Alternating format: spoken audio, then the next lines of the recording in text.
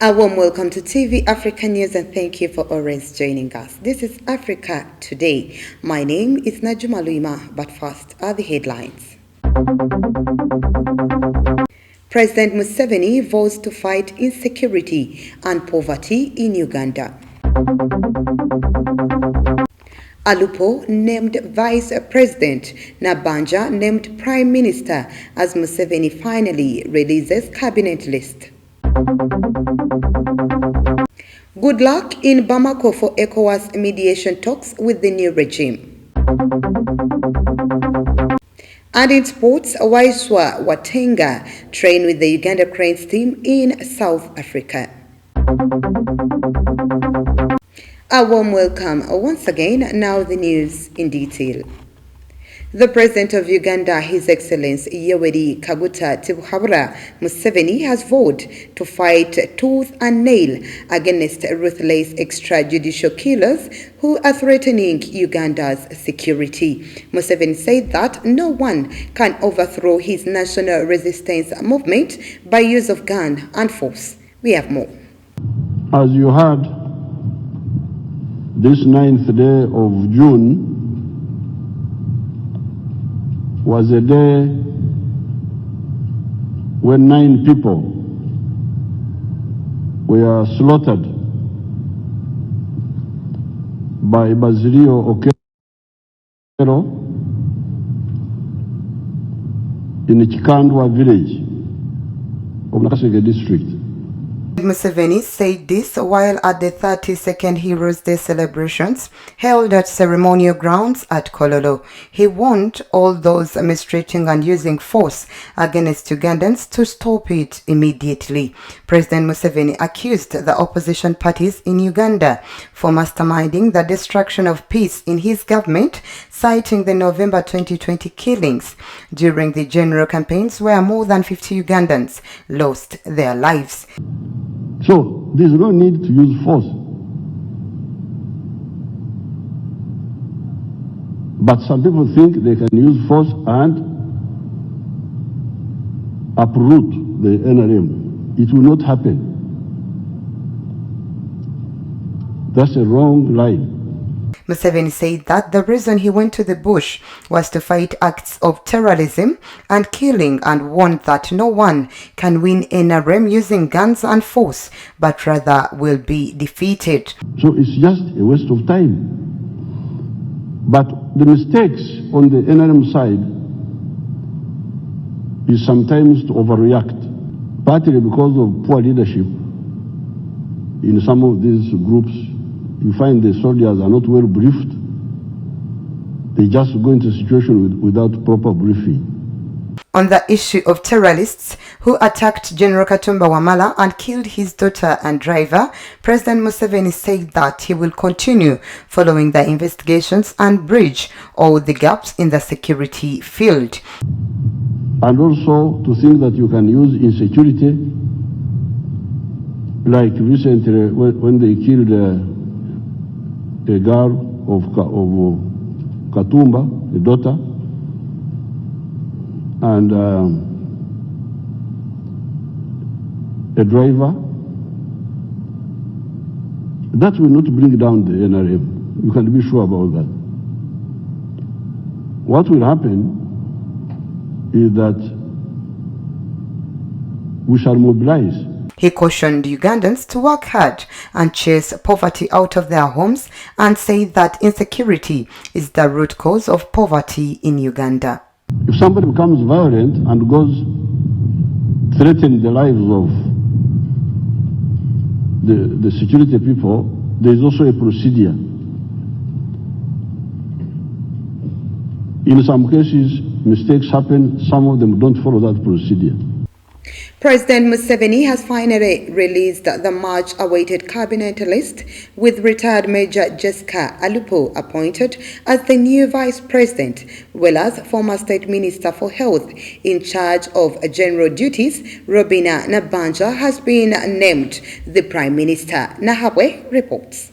The former State Minister for Health in charge of general duties, Robinah Nabbanja, is slated to take over from Ruhakana Rugunda as Prime Minister of the Republic of Uganda, becoming the country's first female Prime Minister since the country gained independence in 1962. This would also be the first time the country has a female Vice President and Prime Minister at the helm of the government. The former Speaker of Parliament, Rebecca Alitwala Kadaga, who contested for a third term as Parliament Speaker against her party's wishes and lost, makes her into cabinet as the first Deputy Prime Minister and Minister for East African Community Affairs. In a statement released by Museveni on Tuesday evening, the president informed the country that by virtue of authority given to him by Articles 108, subsection 2, Article 108A, subsection 1, Article 113, subsection 1,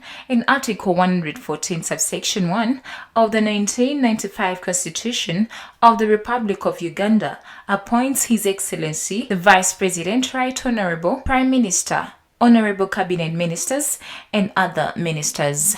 Reporting for TV Africa News, Nahabwe Kajura. Moving on, the General Court Martial has charged 33 people for unlawfully possessing ammunition, which are a monopoly of the Defense Forces.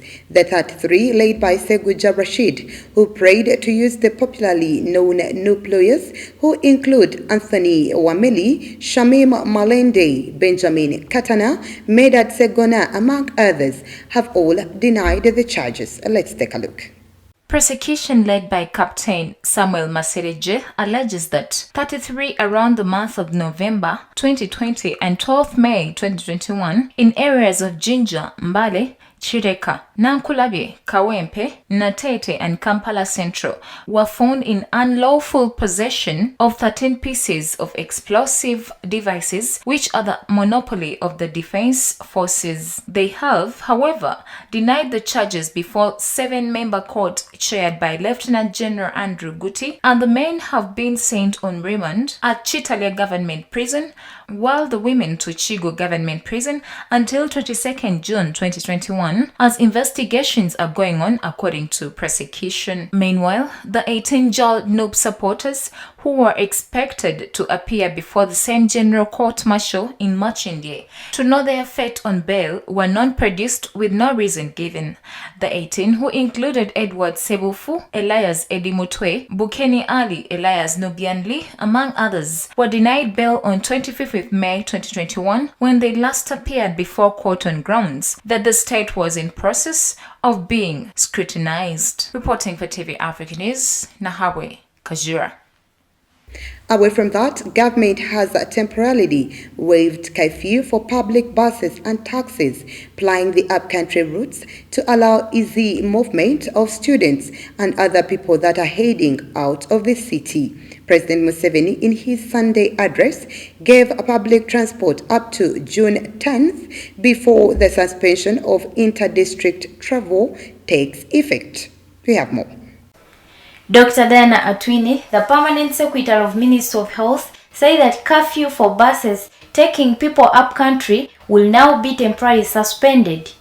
Dr. Atwini said that curfew has been waived off from Tuesday to Thursday 10th June 2021 only for buses and taxis traveling up country to aid movements of students.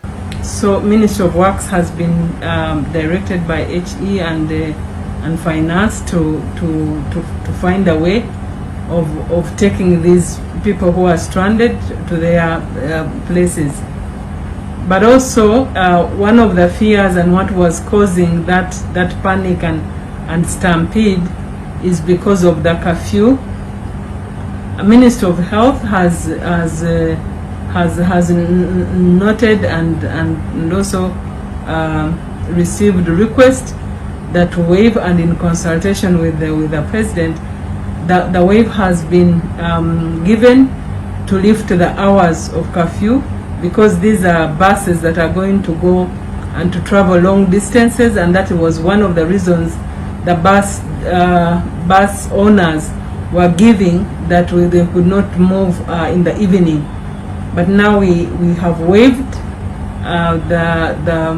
the curfew for those that are taking, especially the students that were stranded to go up country up to 10th. On 10th, when according to the directive, that's when those movements will cease, and then we shall be able to revert to the presidential directive. Students. Dr. Atwine added that in consultation with the Ministry of Works and Transport, they are also working out on other mechanisms to find additional means of transport to reduce transport fares for the students going out of Kampala.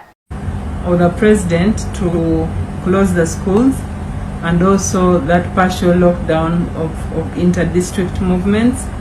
We have noted quite a big number of people congesting in the parks, trying to go home, and also we noted that some students got stranded because the huge number outpowered in the park at Tego to look for transport, and also the buses took advantage of the population that was going to hike the coast.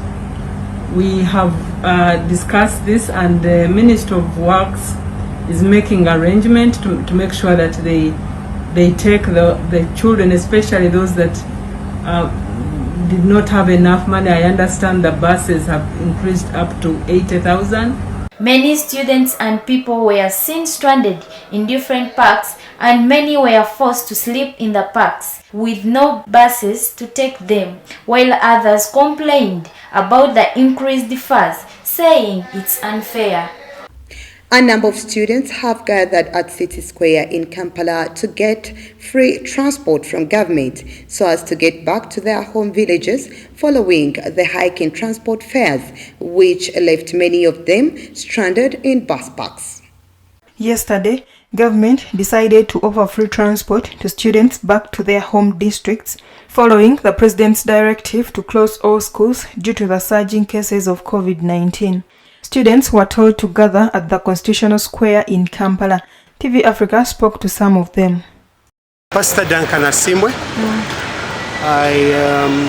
I've come here bringing my late brother's son who has been at school. And normally we give these children transport so that from school they can take their transport back home. But it is so surprising if you have given transport, maybe 40,000 to take the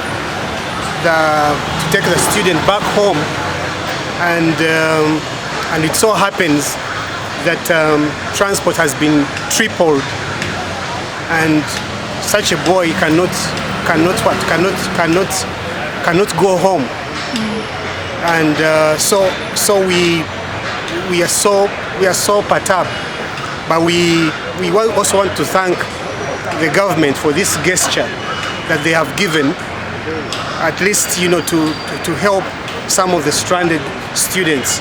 The woman member of parliament for Kumi district, Honorable Maneno Zuhura, has thanked government for offering free transport to students in her constituency. Since yesterday, but one students have been struggling to reach home. It was really hard. But I would like to congratulate the parliament and the government of Uganda for the help they have offered for us. They have given us bus. The bus is taking students from Tumani, Moyo and Mbongi, and they are going to drop them up to their last destinations. I'm so happy for that. She has, however, advised students to be vigilant and protect themselves from COVID-19. So I'm asking them to be vigilant. They should take care of them. They have to always put out their masks on.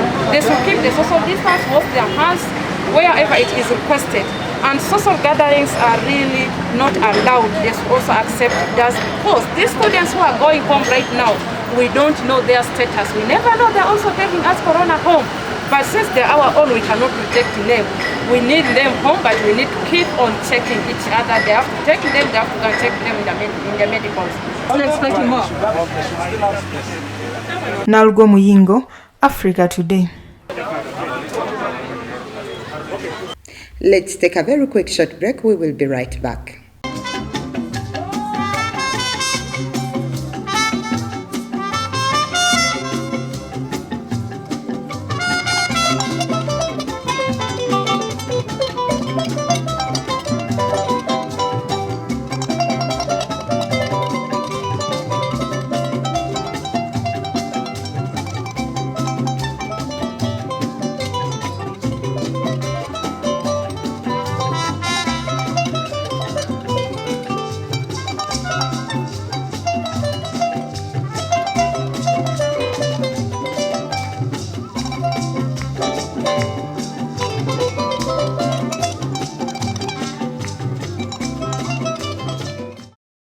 Welcome back. You're still watching TV Africa News, The Right to Know.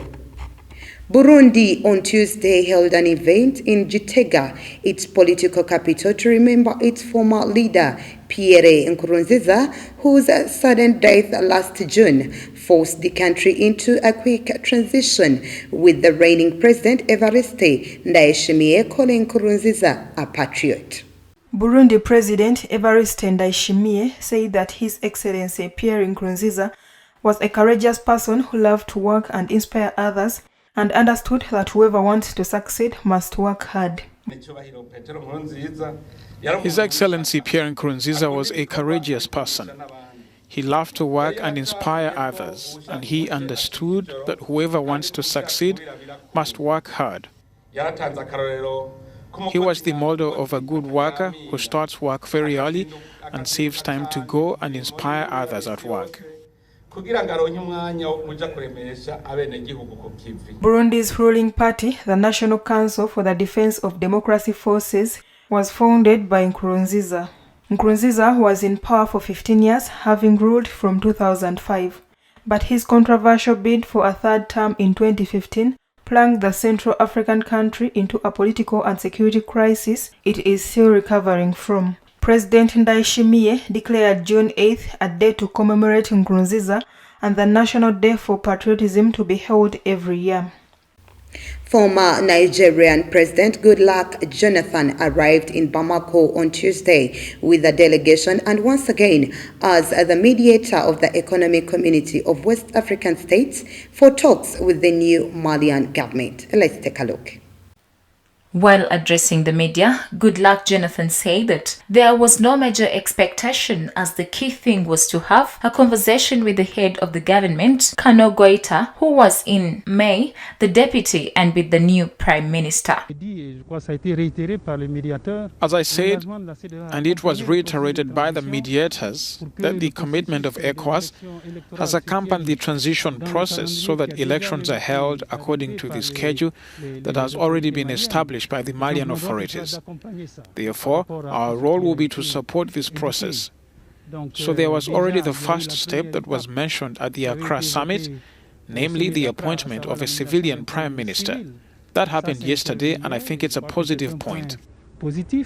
Sworn in Monday as president of the transitional government, Kano Assimi Goita has further strengthened his hold on power in the West African country after spearheading his second coup d'etat to pressure Goita to step down and quell the perceived political crisis. The African Union has since suspended Mali's membership, and France has temporarily suspended its joint military operations with Malian armed forces. Now it is important, and that too was a point of the Accra summit, that the government be inclusive. So we're actually going to talk about that with the Prime Minister. Moving on, political campaigns for Algeria's impending legislative elections ended on Tuesday as Algerians are gearing up for the June 12th elections to elect members of parliament scheduled for Saturday. Abdelrazak Makri, president of Algeria's Movement of Society for Peace, invited all the people of Nigeria to stand up and renew the oath to the 1st November. There are more than 13,000 candidates, with many of them contesting as independent candidates. Some 24 million voters will elect 407 new lawmakers this Saturday. Bogtaya Zakaria, candidate of the National Liberation Front Party, said that their message to all the Algerian people is clear, with one message, which is to unite for a new Algeria that will only be renewed through the unity of its people. Be it our way, our criterion of conduct to cut off the road to supporters of France here in Algeria who want to forget the values of November. I invite you all to stand up to renew our oath to the declaration of the 1st November. Meanwhile, some residents like Selim Ben Abdullah want to see much more from political parties like the National Liberation Front. I support the MSP because it is a project for the future. It is not only a political party, it is the project of a whole nation. The party has roots and a history. It has a vision for the future in all areas. Ahead of the polls, the main issue at stake is voter turnout, as part of Algeria's opposition has rejected the elections. Our message to the Algerian people is clear.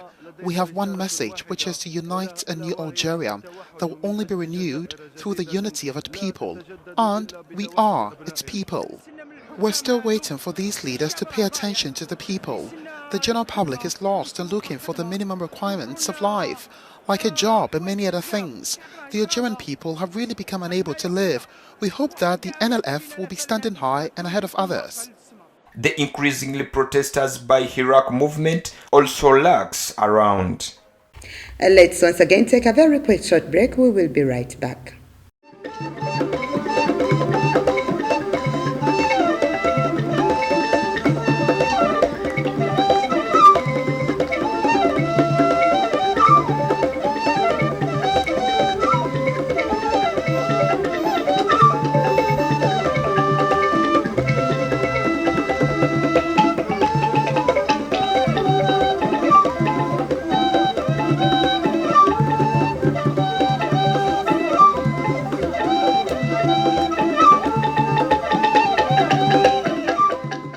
Welcome back. You're still watching TV Africa News, The Right to Know. In our business news today, farmers in Togo have found a relief collecting soil data, detecting diseases, and propose appropriate treatments by use of drones in their plantations. The drones take on their missions by flying over the plantations in many towns of the Togolese capital, Lomé. The farmers, with a number of objectives, including collecting data to help in soil fertilization, are using drones by technicians to detect diseases and propose appropriate treatments. According to one of the producers, Carlos Sanve, their way of spraying is better than their way, where they had to walk through the crop to do the spraying, which damages the commodities as they walk on the rice. Their way of spraying is better than ours. We need to walk through the crop to do the spraying, which damages the commodities because we walk on the rice. But they do not touch the field because everything is done in the air. We prefer their method. The company, known as eAgriSky, was born at eAgribusiness, an approach to modernize agribusiness. According to eAgriSky coordinator Pascal Sekui, Africa is a bit behind in the use of these digital tools, but with the new technology, they have encountered difficulties and adapted these digital tools to their African context. I would say that Africa is a bit behind in the use of these digital tools. But on the other hand, I wouldn't say that it is a delay, but it is a lack of will. I used to watch movies and see just white people doing it, and I thought, when can we get there? But since we got into it, we've seen that we've done really good. We've encountered problems, but we adapt these digital tools to our African contexts. Agriculture in Togo represents 86% of rural households and contributes 40% of the national wealth. That's nearly 4 million farmers out of a population of 7 million inhabitants.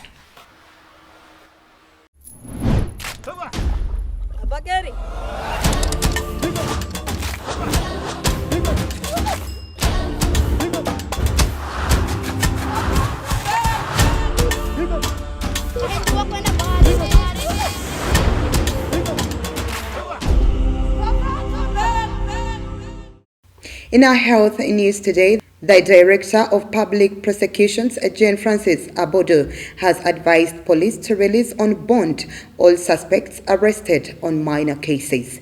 This is in her new operating procedures for the office of the DPP during the coronavirus pandemic, where they will be handling only serious criminal cases, especially those that pose a threat to public order and harmony. According to the Directorate, spokesperson of the Directorate of Public Prosecutions, the minor cases include common assault, assault occasioning actual bodily harm, thefts involving items of low value, and burglaries, among others. According to the 3-page statement issued by the DPP, Abodo, in line with the presidential directives issued on June 6, 2021, they will maintain 30% presence at all times, and officers must make sure that the inquiries are done before sanctioning any charges. In order to observe the standard operating procedures, Abodo is also discouraging all person-to-person interactions, including internal and external meetings, encouraged electronic communication as their headquarters are closed to the public with exception of the open registry. The statement comes a day after the Chief Justice Alfonso Owiny-Dolo issued a circular or the general public guiding how courts should operate within 42 days, where all forms of court hearing were suspended and lawyers encouraged to file written submissions for cases that are at the stage of submissions and urgent cases while observing standard operating procedures. Reporting for TV Africa News, Nahabwe Kajura.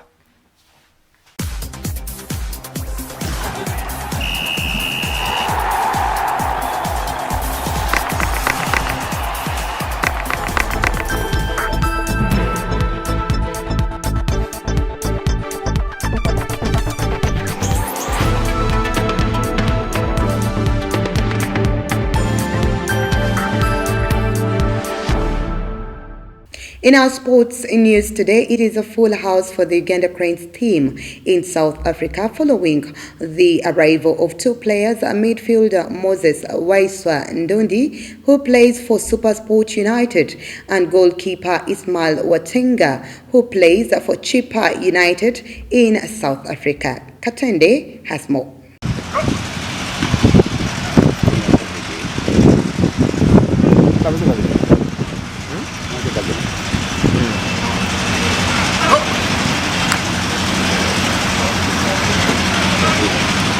Uganda-South Africa-based players Waiswa and Watenga, who play their professional trade with the SuperSport United and Chippa United respectively, yesterday trained with the rest of the other players moments after arriving in Johannesburg. The 39-man team delegation, who traveled safely aboard Uganda Airlines Bombardier to South Africa, arrived in the weak hours of Tuesday morning before they checked in at Protea Hotel, Roadport, Johannesburg. The first training session was conducted in the evening hours at the SAFA Technical Center in Johannesburg under the head coach Abdallah Mubiru, who anticipates a good contest against South Africa on Thursday, 10th June 2021.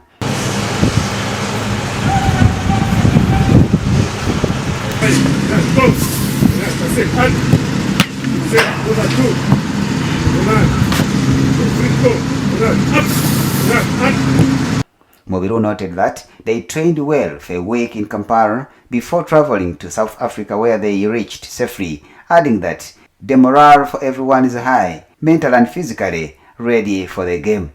The second and final training session will be held on Wednesday evening under floodlights.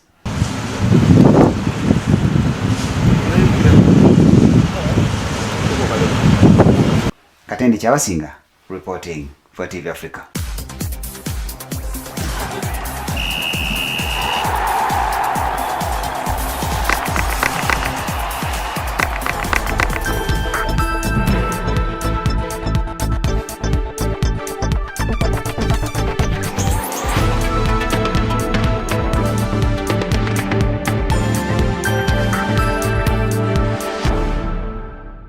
Now, before we end our news bulletin today, let's take a recap of our top stories. President Museveni vows to fight insecurity and poverty in Uganda. Alupo named Vice President, Nabanja named Prime Minister as Museveni finally releases cabinet list. Good luck in Bamako for ECOWAS mediation talks with the new regime. And in sports, Waiswa Watenga train with the Uganda Cranes team in South Africa. That was the news. Thank you for always keeping it TV Africa. Please do stay tuned. More programming coming your way. And also, don't forget to subscribe, like, and comment on our YouTube channel. This is Africa, and that was the news.